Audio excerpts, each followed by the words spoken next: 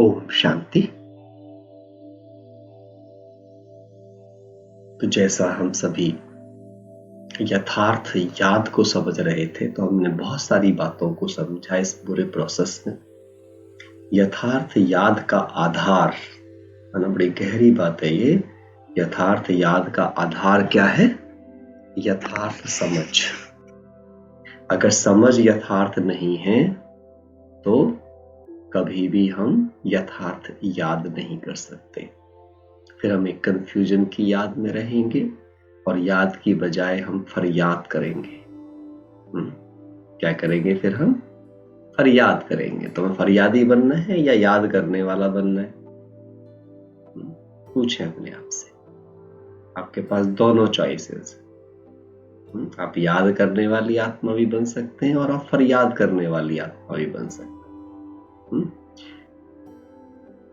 जो फरियाद करने वाला होता है वो कभी सही से याद नहीं कर सकता। क्यों? क्योंकि वो हमेशा एक्सपेक्टेशंस के जोन में होता है।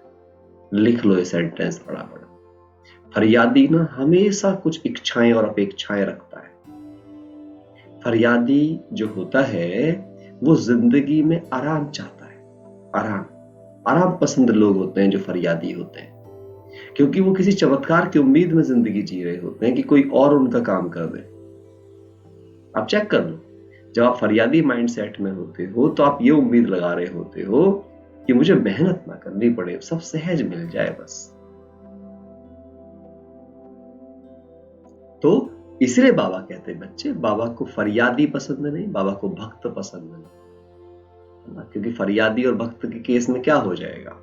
क्या रहोगे आप? अंधे ही रहोगे ना, रोशनी जागी नहीं ना, अंदर से मांगने की स्थिति में ही रहोगे ना। लेकिन बाबा का सिद्धांत तो ये मांगने से मरना भला। बाबा ने क्या सिखाया है? बच्चे मांगने से मरना भला। तो जाओ बताइए, जब भगवान हमें ये सिद्धांत सिखाता है कि बच्चे मांगने से मरना भला, तो क्या बाबा को ये पसंद आता होगा कि हम बाबा से मांगे करके चीजें? गाइडेंस तो हमें उससे लेनी पड़ेगी। क्या मांगना है क्या नहीं मांगना ये तो पता होना चाहिए। किस चीज के मांगने में मांगने की फीलिंग होगी? आप देखो, जब कोई व्यक्ति आपका कार्य करेगा तो आपको फीलिंग लगेगी एहसान की। आपको फीलिंग आएगी कि किसी ने कुछ किया है आपके लिए, किसी ने कुछ दिया है आप। लेकिन जब टीचर हमें पढ़ाता है, कोई हमें गाइड कर देता है, लेकिन उस कर्म को हम करते हैं उस गाइडेंस पे चल के, तब हमें मांगने की फीलिंग नहीं आएगी, क्योंकि वहां पे हमारा एफर्ट काउंट है। हाँ या ना? समझ रहे हो ना आप? ये कॉमन सेंस की चीज होती है। जब तक हमें ये सेंसेस हमारे अंदर डेवलप नहीं होंगे ना, कभी हमें शक्ति महसूस नहीं होगी। कभी हमें शक्ति महसूस नहीं होगी, क्योंकि किसी भी चीज की शक्ति कुछ करने के बाद आती है, सोचने से नहीं आती। सोचने से शक्ति नहीं आती। शक्ति कब आती है? जब हम कुछ करते हैं। जब हम कुछ करते हैं, करने से अंदर बल आता है। आप चेक कर लो आपके जीवन में। बाबा क्यों कहते हैं कि बाबा को ज्ञानी से भी ज्यादा अनुभवी बच्चे पसंद? इसलिए बाबा को आपने देखा होगा, बाबा हमें एक शब्द बोलते हैं, बच्चे क्या बनो? अनुभव की अथॉरिटी बनो। अथॉरिटी किस में आती है? जिसके पास अनुभव होता है।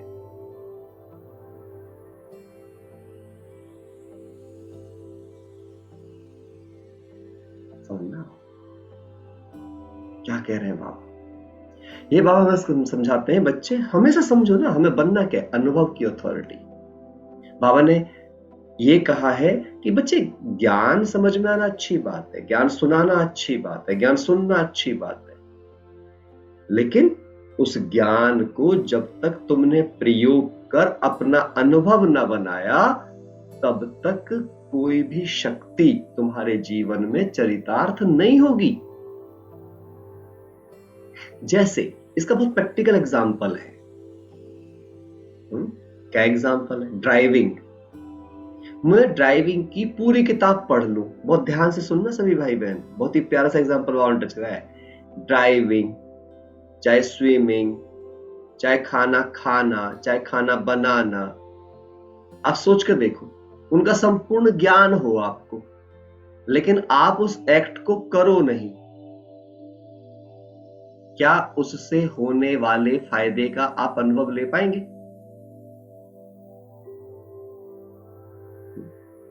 सोचो 2 मिनट के लिए। आपको संपूर्ण ज्ञान मिल गया, ड्राइविंग कैसे करनी चाहिए, स्टीयरिंग कैसे पकड़ना है, गियर कैसे पकड़ना है, कैसे चलानी है, सब बता दिया किसी ने, बस ना करना है। क्या इतना उस जानकारी से आप चला लोगे? नहीं। जब चलाओगे तब उसके रियल प्रॉब्लम समझ में आएंगे क्या होता है। क्योंकि याद रखना, एक बहुत गहरी बात बाबा ने भी टच कराई है, किसी बात को मन में समझना और एक्ट में लाना, इन दोनों के बीच में जमीन और आसमान का अंतर होता है। इसीलिए भगवान को सिद्धांत देना पड़ा, क्या? जो सोचा वो किया, जिनकी कथनी करनी रहनी और उससे पहले सोचनी सब समान हो,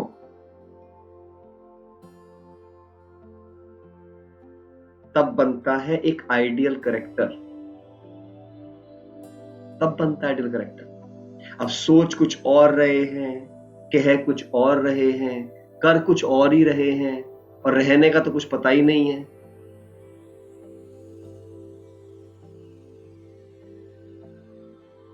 सोच रहे हैं बाबा बाबा, बोल भी रहे हैं बाबा बाबा, करने में बाबा कहीं और, हम कहीं और,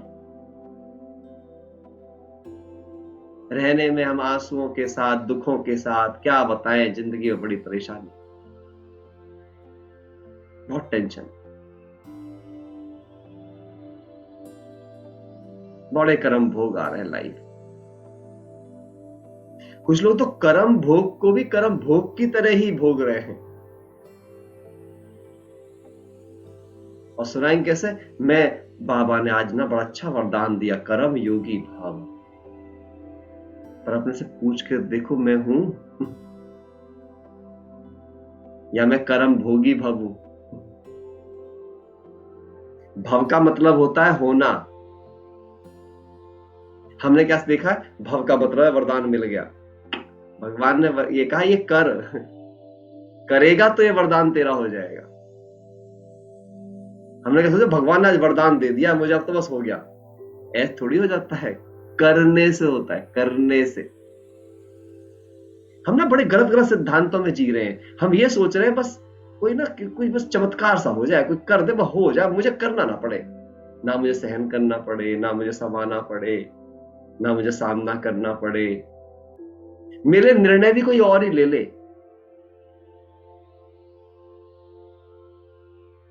इसे तो पूछते थे सबसे, भाई जी प्लीज बताओ ना क्या करना चाहिए हमें इसमें। अरे बताओ, कर्म तुम्हारा, खाता तुम्हारा, निर्णय कोई भाई जी और बहन जी ले आपके लिए। What is this? आप किसे गाइडेंस ले रहे हो, या आप अपने कर्म के लिए किसी और से निर्णय लेवा रहे हो? एक बात ध्यान से सुनना, मैं अभी एक और चीज आपको गहरी समझाता हूं। ये बहुत डीप चीज बाबा ने भी टच कराई।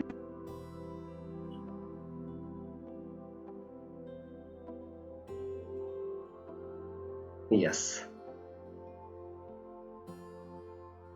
आप ऐसे सोचना, बहुत ध्यान से सोचना। सपोज करिए कोई कर्म है,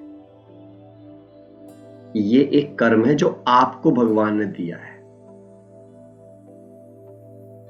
मैं इसको थोड़ा सा और ऐसी चीज समझाता हूं जो हम सब करते चले आ रहे हैं। हम सब मूवीज देखते रहे, मैंने तो बहुत देखी हैं, ये तो बाबा का ज्ञान है जैसे, मतलब कि ये कर्म, सपोज करो आपको एक मूवी देखते हो, अब वहां पे रोल है। अब एक रोल है कॉमेडियन का, एक रोल है वहां विलेन का, एक वहां पर हीरो है, एक वहां साइड हीरो है, एक खाली वहां पब्लिक है।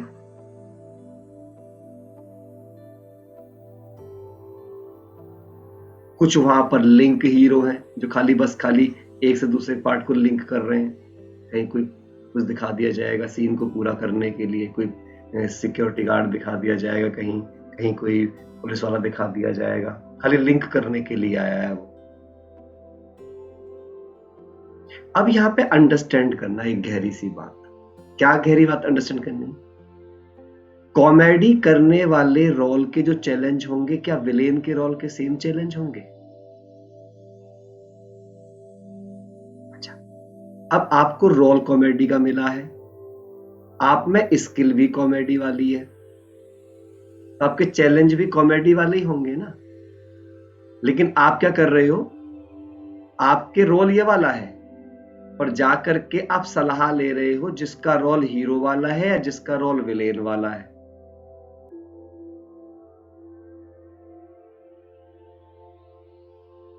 और इसीलिए रोल में प्रॉब्लम आ रही है ज्यादा। अब मुझे क्या पता कि आपकी आर्ट में कितना दम है।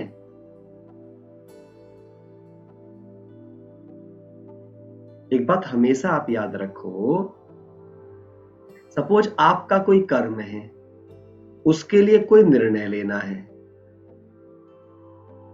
अब ध्यान से समझना, सपोज करो आपने किसी सलाहकार से, यहां पे कोई सलाहकार बैठे हैं आपके, कोई भी दीदी, कोई भाई जी, कोई भी जिसको भी आप समझते हो, कोई सलाहकार बैठे। अब यहां कर्म है, इसके लिए आप कंफ्यूज हैं, आपको निर्णय लेना है, और आपने किसी से पूछ लिया। अब पहली बात तो, भारतवर्ष हमारा एक ऐसा देश है जहां किसी को कुछ और आता हो ना आता हो, सलाह देना जरूर आता है। यहां तो हर घर में डॉक्टर है, हर घर में वैद्य बैठा है, किसी को जुकाम हो जाए तो 50 तरह काढ़े कोई भी पिलवा सकता है। ऐसे ही यहां सब बड़े बड़े ज्ञानी है ना। चाहे किसी को कुछ आता हो ना आता हो सही ढंग से, अभिज्ञान की ABCD ना आया हो, और वो हर एक की समस्या में कूदेगा जरूर, और बिल्कुल उसे पूरा समाधान बता देगा, चाहे खुद की समस्या सुलझ ना रही हो। समझना आप इस बात को, ये बड़ी, मतलब आपको सोचता किसी को मेरी बात खराब लगे, लेकिन सच यही है। अब आप एक बात सोचो, यदि सामने वाले सलाहकार ने मेरी शक्तियों का आकलन करे बगैर, मेरी शक्तियों का सही आकलन करे बगैर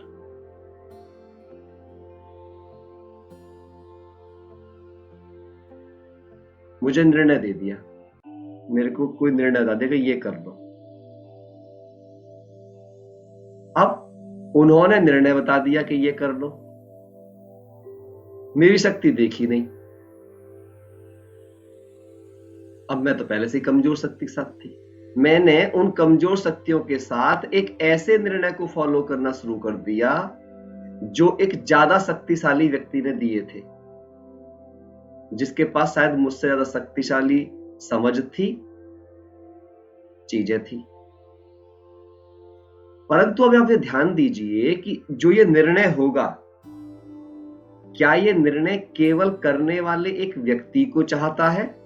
ध्यान से समझना इस बात को, बड़ी गहरी सी बात है। क्या इसके लिए केवल वो व्यक्ति होना जरूरी है जो निर्णय पे काम करे, या एक ऐसा व्यक्ति होना जरूरी है जो उन शक्तियों के साथ भी हो, जो उन शक्तियों के साथ हो, उन शक्तियों के साथ कह लो, या मैं यहां पे एक शब्द लगा देता हूं, जरूरी शक्तियों के साथ, जितनी आवश्यक हो इस निर्णय पे काम करने के लिए। और आसान भाषा में समझा देता हूं, लेट से आपने किसी व्यक्ति से कहा, आप अपने किसी दोस्त को दुकान में ले गए और आपने उससे कहा कि भाई मुझे जूते खरीदने हैं, पर आपने उसे ये नहीं बताया कि आपका कितना बजट है, तुम मेरे लिए जूते पसंद कर दो।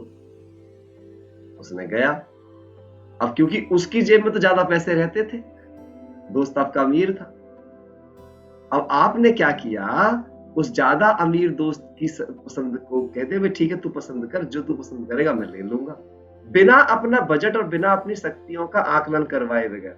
और ये भी इतना समझदार निकला सलाहकार कि इसने लगा अपना दिखावा करने के चक्कर में कि I am very much intelligent, मैं बहुत ही समझदार अकलमंद हूं, मैं इनको आइडियल बात बता देता हूं बिना इनकी शक्तियों को जांचे हुए।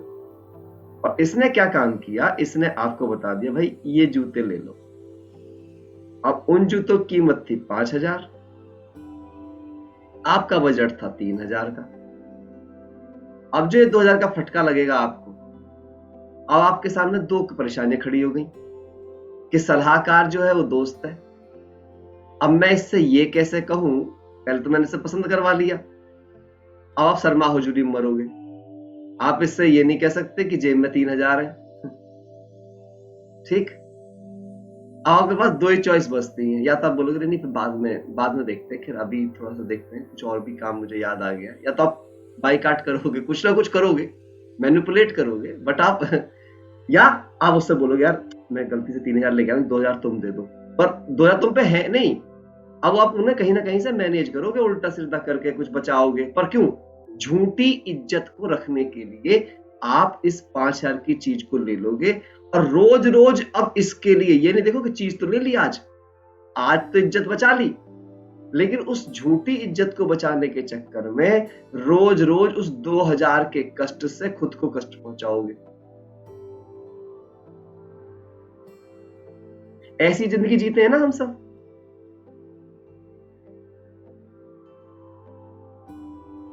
और ये चीज क्या करती है फिर, ये जो 2,000 का जो कष्ट है, एग्जाम्पल है ये खाली, ऐसे ही जिंदगी के बाकी सब निर्णय हैं।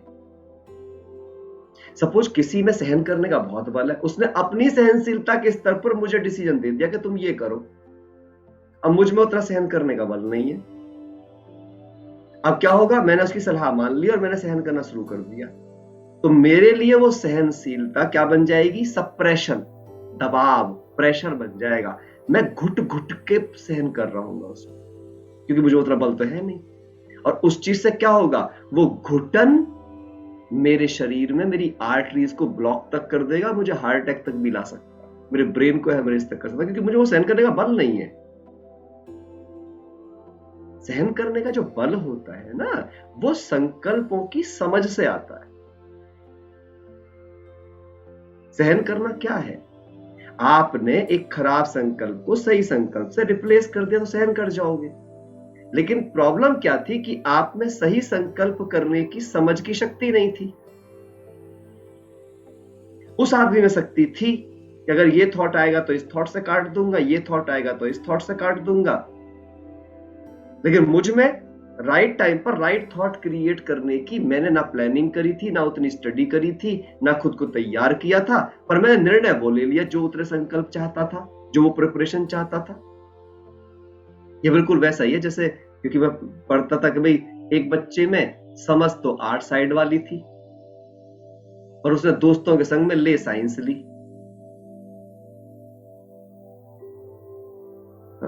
अब वो क्या करता है, मैंने देखे ना बच्चे, वो क्या करते हैं, वो घर जाते हैं कुंजी से रट्टा मार के आते हैं उन क्वेश्चंस का, कि जो क्वेश्चंस होते हैं, ताकि साइंस वाले बच्चों सामने अपनी इज्जत बचा सके। अब कुंजी में पढ़ के समझ में तो सब कुछ आने वाला नहीं है, तो वो उस टाइम तो अपनी इज्जत बचा जाते हैं क्लास में, और जब एग्जाम आता है, एग्जाम के टाइम पे उनकी सारी इज्जत का पोल पिटारा खुल जाता है। क्यों? क्योंकि पढ़ाई तो पढ़ाई है ना, वो तो तभी होएगी जब सही तरीके से की जाएगी, पैटर्न राइट होएगा। अंडरस्टैंड करना है। आप सोचते हैं कि हमारी याद ना एक्यूरेट क्यों नहीं होती है, ये ब्लॉकेज है उस याद को एक्यूरेट करने में, जो मैं आज आपको बता रहा हूं, ये ब्लॉकेज है। आज बाबा ने क्योंकि मुरली में शक्तियों की बात करी थी, एक शक्ति कमी ना रह जाए, इसलिए मैं बता रहा हूं कि अगर शक्ति कमी हुई तो याद नहीं होगी, और याद की कमी, याद से ही शक्तियां आएंगी। ये दोनों है इंटरडिपेंडेंट चीजें। लेकिन पहले मुझे शक्तियों को लेने के लिए एक बेस तो चाहिए। जैसे बाबा कहते हैं कि ये व्यापार है, ये बाबा के शब्द हैं। बच्चे, ज्ञान क्या है? ज्ञान एक व्यापार है, ये बिजनेस है, ज्ञान रत्नों का बिजनेस है ना, है ना, है, हाथ हिला के बोलो, बिजनेस है ना।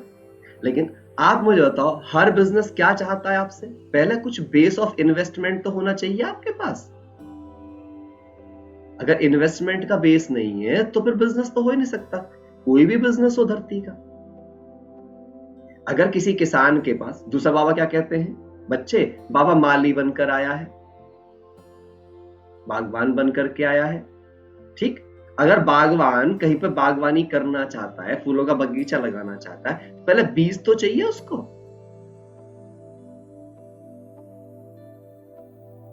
बीज ना हो क्या बोएगा भाई, किस चीज की देखभाल करेगा?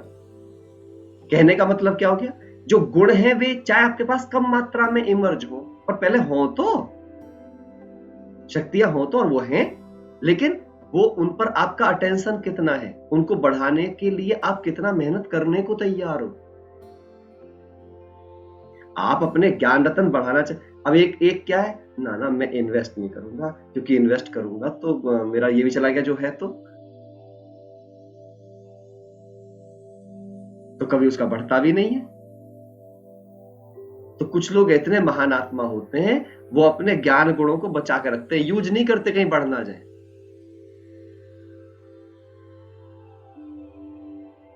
बुद्धि रूपी तो नहीं जी, हम तो बस इकट्ठा रखते हैं। हम ज्यादा लोगों से मिलते करते नहीं है। क्यों? क्योंकि मिलेंगे करेंगे तो गुस्सा भी आ सकता है, बात ऐसी हो सकती है। कुछ लोग तो इसलिए नहीं मिलते। मैं मिला हूं बहुत लोगों से कि मैं ज्यादा लोगों से मिलना पसंद नहीं करता। क्यों? अरे ज्यादा मिलेंगे, ज्यादा बातें होंगी, ज्यादा चीजें होंगी, परेशान ज्यादा होंगी, वो कुछ बोलेगा, मेरे से कुछ निकलेगा। इसे हम एकांतवासी, और ऐसे एकांतवासी अकेलेपन के शिकार हो जाते हैं, तनाव के शिकार हो जाते हैं, चिंताओं के शिकार हो जाते हैं, डिप्रेशन के शिकार हो जाते हैं।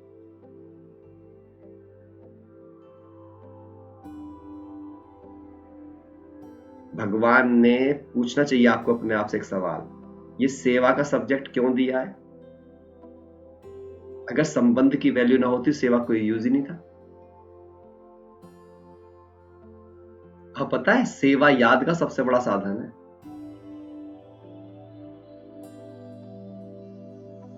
क्यों? ये दादी जी ने बताया था, कोई भी आत्मा अपने पुरुषार्थ से नंबर 1 नहीं बन सकती। कोई भी आत्मा नहीं बन सकती धरती। वो ही आत्मा नंबर 1 बन सकती है जो पुरुषार्थ का यूज सेवा के लिए करेगी।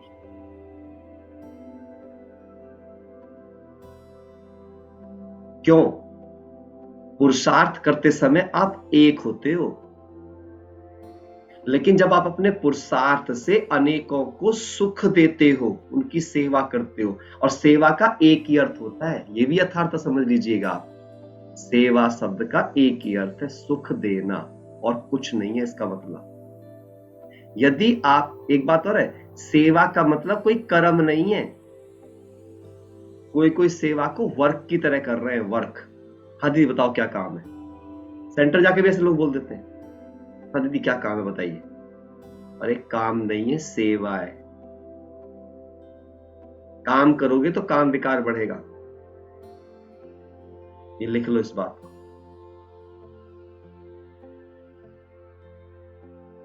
इसलिए सेवा है।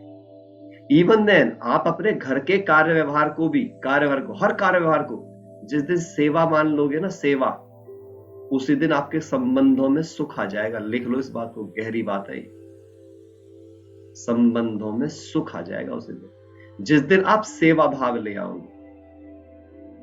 एक और गहरी बात बताता हूं आपको, ये बाबा ने सिखाया है। एक मुरली में था बाबा की में, बाबा ने नंस का एग्जाम्पल देते हुए और नर्स का एग्जाम्पल देते हुए समझाया था। दो चीज, नंस जो होती हैं और नर्स जो होती है, ये अनकंडीशनल सेवा करती है, विदाउट एक्सपेक्टिंग एनीथिंग। ये कभी किसी बीमार से घृणा नहीं करती। नन बट वन, नन के लिए बाबा कहते थे, नन, अच्छी नन वो है जिसके लिए सिर्फ एक ही हो, उसका गॉड और उसका उद्देश्य। और नर्स के लिए भी केवल क्या, जो दुखी होकर आया वो सुखी होकर जाए, मरीज की सेवा करना, बीमारियों से मुक्त करने में डॉक्टर से भी ज्यादा रोल होता है नर्स का। डॉक्टर सिर्फ और सिर्फ दवाई दे सकता है, क्योरिंग के पैटर्न्स कर सकता है, लेकिन जो केयर देती है वो नर्स देती है। जो सेवा भाव होता है, जो अपनेपन का भाव होता है, वो नर्स ना। इसलिए आप एक बात और याद रख लेना, हम सब अपने अपने परिवारों के नर्स हैं, क्योंकि वहां पर कामी, क्रोधी, लोभी, मोही, विकारों रूपी बीमारियों से ग्रसित आत्माएं रहती हैं, जो भी हमारे संबंध। और जिस दिन हम ये सेवा भाव लेकर के आ जाएंगे, उस दिन के बाद हमें दातापन आ जाएगा। और जब संबंध, एक बात याद रखिएगा, संबंध की एक खास बात होती है, कोई भी संबंध क्यों ना हो, कोई भी संबंध क्यों ना हो, हर रिश्ता क्या चाहता है? केयर। और केयर जब मिलती है किसी को भी, कभी भी याद रख लेना, केयर वो बीज है, केयर वो बीज है जो क्या पैदा करता है? प्यार। बेसिकली प्रेम कहूंगा मैं इसे, क्योंकि प्यार भी जो है वो दैहिक टाइप हो जाता है। प्रेम, लव, अटैचमेंट नहीं। आप किसी की भी दिल से अनकंडीशनल केयर करके देखो, उसके हृदय का प्रेम जाग ही जाग जाएगा, क्योंकि वो भी आत्मा है, भूलो मत। उस आत्मा में भी 7 गुण हैं। और एक बात कभी मत भूलना, प्रकृति का नियम है, खरबूजे को देखकर खरबूजा रंग बदलता है। अर्थात एक गुणवान व्यक्ति की प्रेजेंस में ही गुण जागते हैं। कुसंगति से कुसंग जागता है और अच्छे संग से अच्छाई जागती है। ये सिद्धांत हैं, इन्हें कोई बदल नहीं सकता।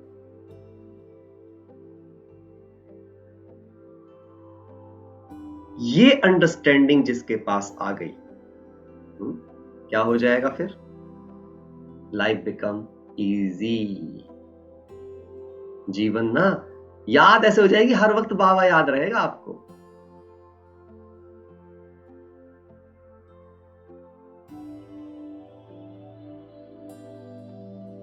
हर वक्त बाबा, क्योंकि जहां सेवा है, जहां सुख है, वहां भगवान है।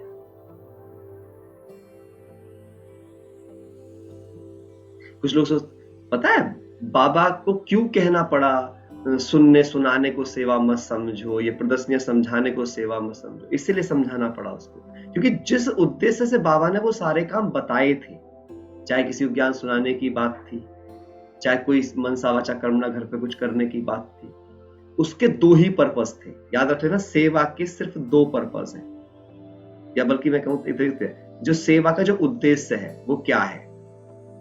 स्वयं सुखी, ये अव्यक्त वाणी में आया हुआ है, स्वयं सुखी, सेवा साथी सुखी, जिनके साथ मिलकर आप सेवा कर रहे हो, सेवा साथी सुखी। और तीसरा सेवा का जो उद्देश्य है, जिनकी सेवा करो वे सुखी, जिनकी सेवा की जाए वो सुखी।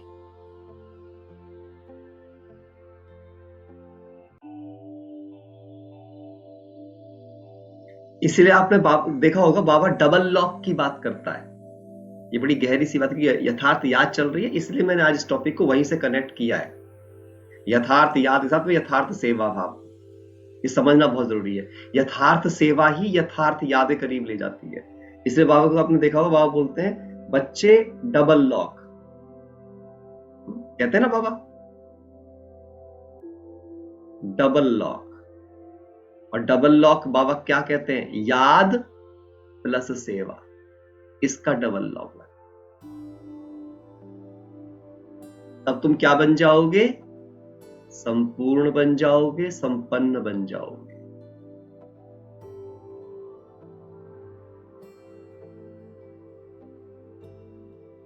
और हमेशा याद रखना, सेवा करनी है, फिर याद रख लो मेरी बात को, सेवा करनी है, वर्क नहीं, वर्क नहीं।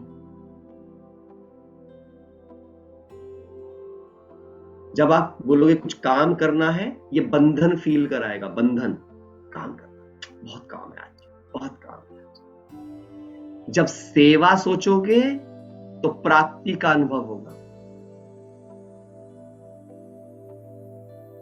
ये बहुत गहरा फर्क है। सेवा, क्योंकि सेवा में एक चीज मिलती है, याद रखना आप हमेशा, सेवा दुआएं कमाती है, क्योंकि सुख दिया है ना आपने, सामने से दुआएं मिलेंगी। और दादी जी ने यही कहा था, बड़े दादी से हमने पूछा था, दादी अष्टरत्न में आने के लिए क्या पुरुषार्थ होना चाहिए, क्या अपने पुरुषार्थ से हम अष्टरत्न में आ सकते हैं? पहले दादी ने सवाल पूछा, दादी ने सवाल पूछा हम कुमारों से कि क्या अष्टरत्न में आ सकते हैं अपने पुरुषार्थ से? हमने कहा दादी आप ही का पुरुषार्थ सर्वश्रेष्ठ है, आप भी कुमारी, आप ही बता सकती हैं, हाँ तो मैं नहीं पता, हमने तो यही सुना है कि हाँ पुरुषार्थ से सब पाया जा सकता है, कर्मठ व्यक्ति सब पा सकता है। दादी कहती है ये आधा सच है, कभी संभव नहीं, क्योंकि जितना बड़ा कर्म है उसके लिए दुआओं का बल चाहिए। जब आप सेवा करते हो, पुरुषार्थ आप अकेले कर सकते हो, लेकिन सेवा आप पूरी दुनिया की कर सकते हो। इसलिए बाबा ने 3 हथियार दिए हैं सेवा के भी। खास बात समझिए आप, बाबा क्या कहते हैं सेवा के बारे में भी। याद में देखो आप, एक और गहरी चीज आपको बताते हैं आज, और ये भी टच कराइए बाबा ने। याद में केवल मन, मनाभव और बुद्धि की बात की जाती है। मन से याद, बुद्धि से याद, बुद्धि योग की बात की जाती है, मन मनाभव की बात की जाती है। लेकिन सेवा में आप देखो, मनसा वाचा कर्मणा तन मन धन समय श्वास संकल्प दृष्टि वृत्ति कृति संबंध संपर्क गुण शक्तियां, 16 के 16 खजाने इन्वॉल्व होते हैं। 16 कला संपूर्ण बनने में इसका सबसे बड़ा योगदान है। एक बात और आपको बता दूं, बहुत गहरी सी बात बाबा ने अभी और अच्छी चीजें टच कराई। क्या टच कराया बाबा ने? और कहते हैं देखो आप ध्यान से, क्यों ज्ञान सुनना है भाई, क्यों योग लगाना है, क्यों दिव्य गुण धारण करने हैं, क्यों? पूछो अपने से। इन तीनों सब्जेक्टों के लिए जो एग्जामिनेशन है, दैट इज सेवा। सेवा वो प्लेटफॉर्म है जहां इन तीनों का प्रयोग पता चलेगा कि आप में कितने आए। इन तीनों सब्जेक्टों के पास और फेल का आधार होगी सेवा।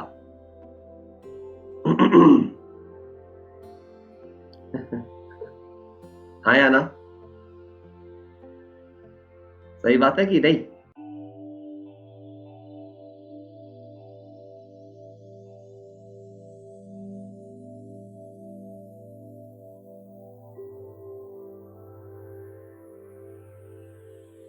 रीता जी पूछ रहे हैं सेवा भाव कैसे लाएं? सेवा भाव के लिए देना सीखे आप, देना। दाता बने पहले, दातापन में सेवा भाव अपने आप आ जाता है। जब अपने लिए कुछ पाने का भाव न रह जाए। कुछ बातों का ध्यान रखना होता है सेवा में, बस अपने कंफर्ट से पहले दूसरों का कंफर्ट रखें।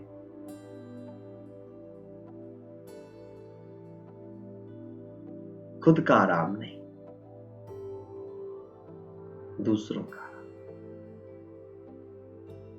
मुझे क्या चाहिए नहीं, किसको क्या चाहिए वो देने का भाव अंदर में पैदा हो।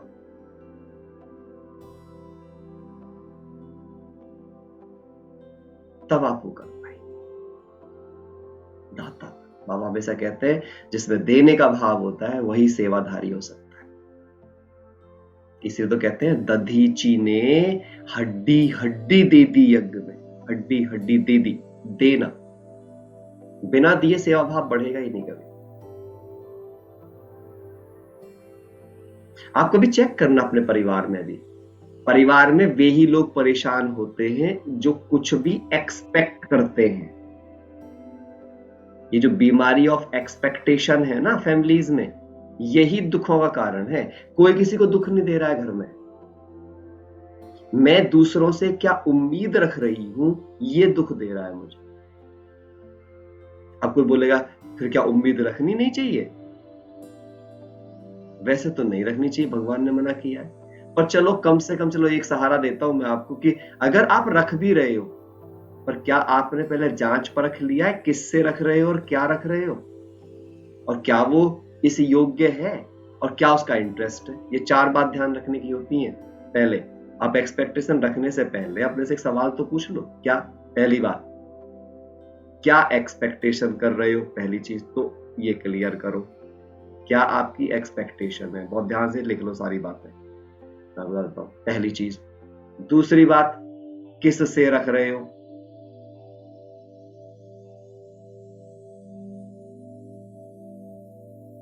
तीसरी बात, क्या वो योग्य है।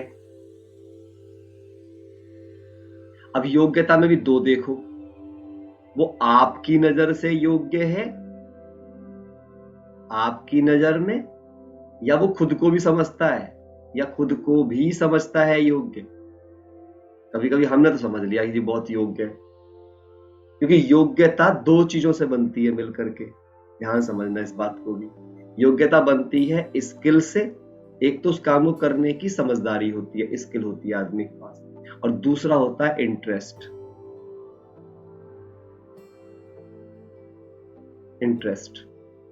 और इन दोनों को मिलाकर उसकी मनसा कहलाती है। पहले तो उसकी मनसा है आपकी मदद करने की, आपके कार्य करने की, उसकी मनसा का ये चीज चेक करी आपने कभी पहले।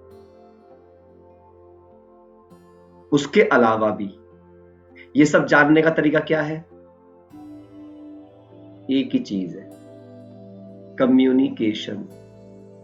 क्या आप जिस व्यक्ति से एक्सपेक्टेशन कर रहे हो उससे प्रॉपरली कम्युनिकेट कर लिया है, उसकी मनसा जान ली है कि वो करने में इंटरेस्टेड है या नहीं। हम एक्सपेक्टेशन भी रखते हैं, एक बात और ध्यान रखना, इसके अलावा हम ऑर्डर भी चलाते हैं, हम ऑर्डरिंग भी होते हैं। हमको लगता है सबको हमारी बात सुननी चाहिए। 2 अपराध किए हमने। पहले हमने एक्सपेक्टेशन रखी, ये भी गलत बात थी। ऊपर से हमने सामने वाले पे अपने शारीरिक आयु को थोप दिया, या अपने शारीरिक पद को थोप दिया कि तुम्हें इसलिए करना चाहिए क्योंकि हम तुमसे उम्र में बड़े हैं, हम तुमसे पदों में बड़े हैं, हम तुमसे फलाने में बड़े हैं। इससे क्या चीज हर्ट हुई, इससे क्या चीज हर्ट हुई, सामने वाले का स्वमान।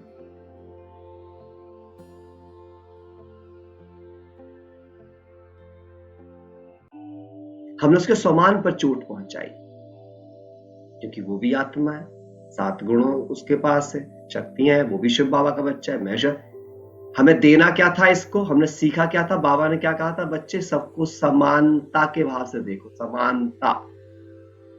पर हमने देखा कैसे उसको, तुम छोटे हो हम बड़े हैं, तुम कम समझदार हो हम ज्यादा समझदार हैं। जबकि जबकि वो है कौन मेरा, ध्यान सुनना इस बात को भी, वो है कौन मेरा, संबंधी।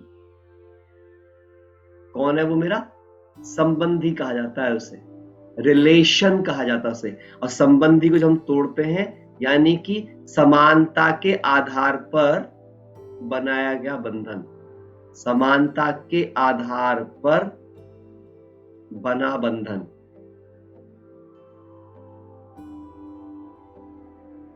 या जुटा बंधन, किस आधार पर, समानता, समबंध, समानता का संबंध, समानता का बंधन। बट मैंने उसे क्या फील कराया, तुम छोटे हम बड़े।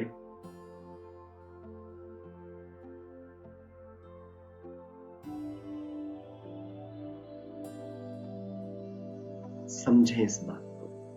जब तक इस तरह के भाव रहते हैं तब तक हमारा दिल कभी विशाल नहीं बनता। विशाल दिल चाहिए इसमें।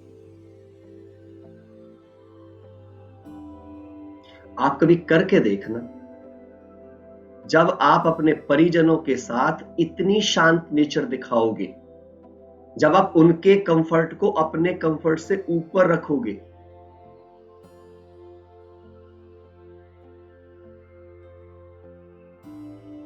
अभी यहां पे एक शब्द लिखा हुआ है कि ज्यादातर ड्यूटी समझ के करते हैं। अब आप एक बात समझिए, सपोज करो ड्यूटी भी है, मैं उन चीजों को क्लियर कर रहा हूं जो आप लोगों के मन में उठ रही है। सपोज किसी में ड्यूटी भी है उस ड्यूटी के लिए अगर आपको किसी का कॉपरेशन चाहिए,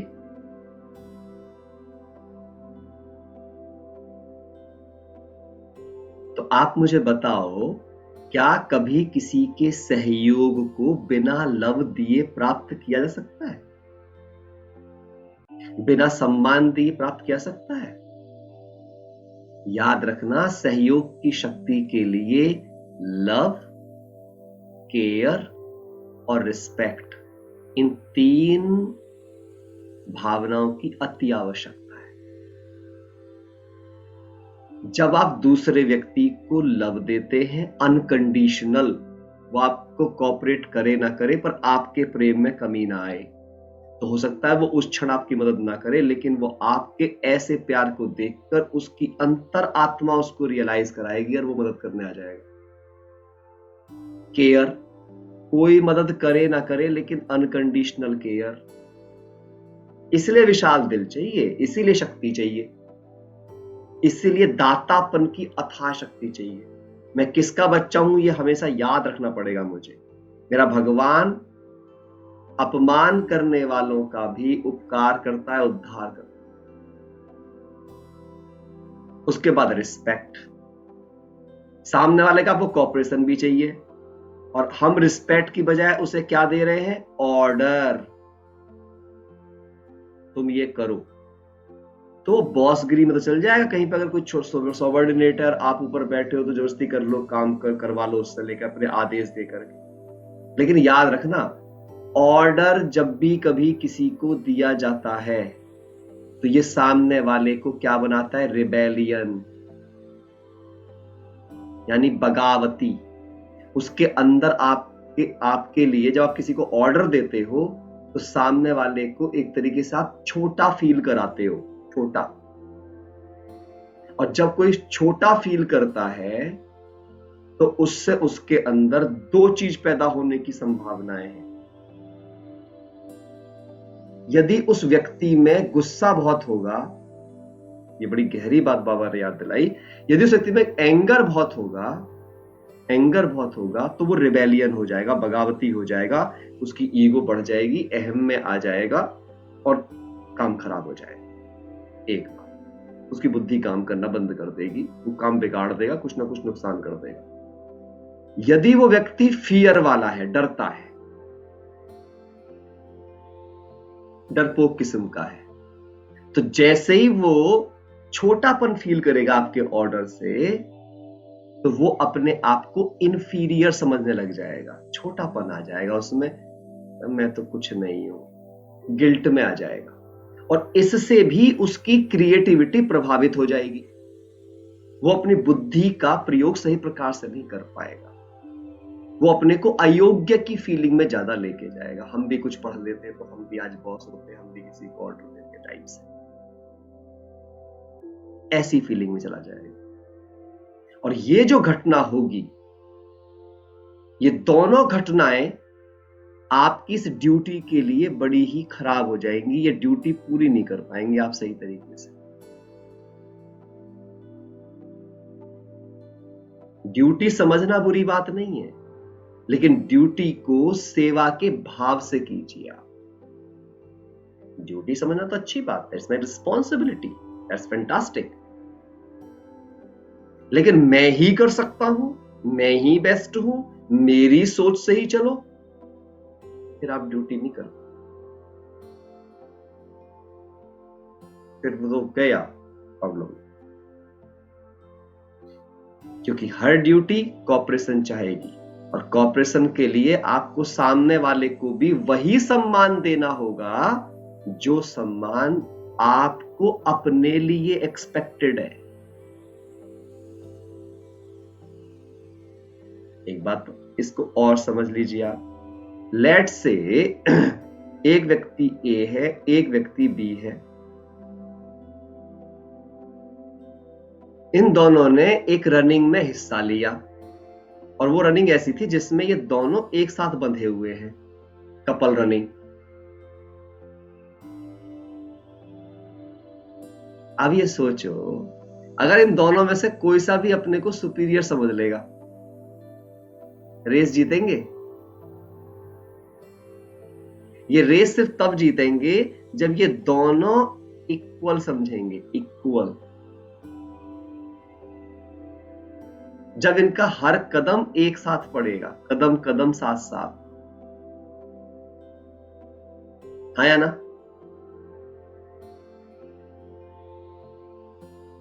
आप सोच रहे होगे इन सब बातों का याद से क्या लेना देना है। आप पता है, ये ही याद के ब्लॉकर्स हैं। दिमाग में यही घटनाएं चलती रहती है, इसने ये नहीं किया, उसने वो नहीं किया, ये कर देता तो मुझे आराम हो जाता, वो ऐसा कर लेता, मेरा ये काम हो जाता, मेरा वो काम हो जाता। ये जो सोच है, जब सोच में ये सोच रहती है, तो ये सोच आपकी सोच को क्या बना रही है? अप्राप्ति स्वरूप।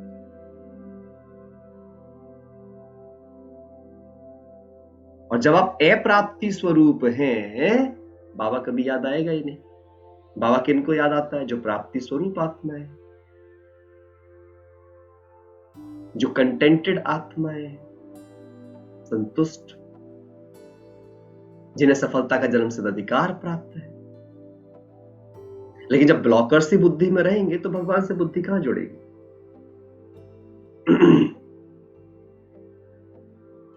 अब आप सोच के देखिए कि अगर इतने अच्छे से इन ज्ञान रत्नों का प्रयोग किया जाए, आपको नहीं लगता कि कोई भी सिचुएशन ऐसी नहीं होगी जिसमें हम बाहर ना निकल जाएं? किसी को कुछ पूछना है?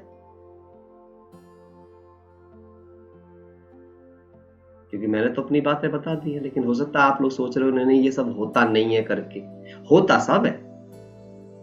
अगर होता नहीं होता तो ये किसी की समझ में भी ना होता, क्योंकि कुछ लोग तो कर रहे हैं ना।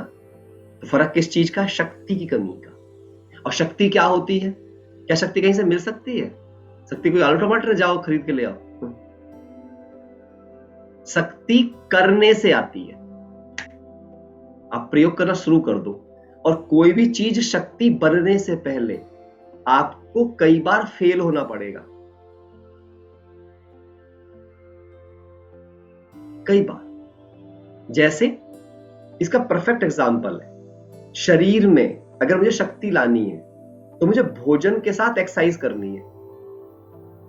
भोजन खाना तो आसान है, लेकिन उस भोजन को पचा करके शक्ति बनाने के लिए जो एक्सरसाइज करनी पड़ती है, उस एक्सरसाइज की पीड़ा को सहन करना कठिन है।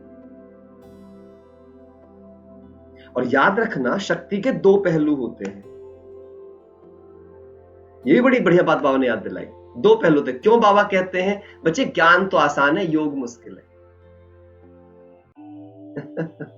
समझ आ गई बात? तो ज्ञान तो कोई और सुना रहा है, अभी मैं आपको ज्ञान सुना रहा हूं, तो मैं तो बाहर हूं ना। लेकिन उस ज्ञान को प्रयोग करने के लिए जो बल आपको चाहिए वो योग है।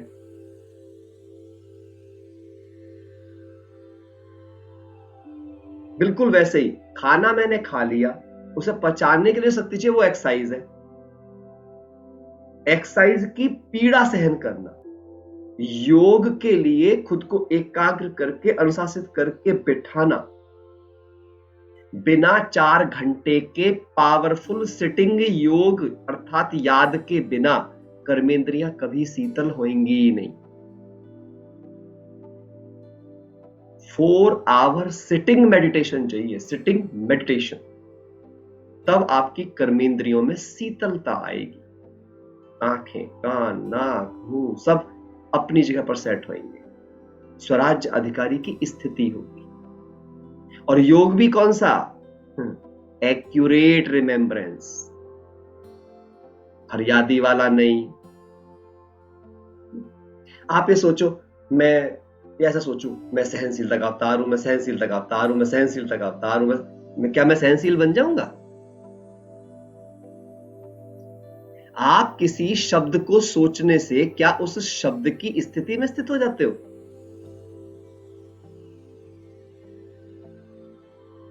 ऐसे ही कंफ्यूजन्स की वजह से हम वहां नहीं पहुंचते जहां पहुंचना है। प्रैक्टिकलिटी बिल्कुल डिफरेंट चीज है।